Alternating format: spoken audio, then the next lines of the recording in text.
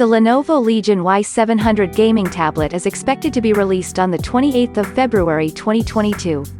Let's talk about the specification. The Legion Y700 is powered by Snapdragon 870 processor. Lenovo Legion Y700 comes with 12 GB of RAM and 256 GB of internal storage that can be expanded via micro SD card up to 1 TB, and boots into ZUI 13 based on Android 11. The display is sized 8.8-inch touchscreen display offering a resolution of 1600 by 2560 pixels. With a 2K resolution and 120 Hz refresh rate. The panel also supports Dolby Vision and HDR10. This tablet is coming with 6550 mAh large battery, which can run latest games for about 6 hours continuously, and it supports 45-watt fast charging.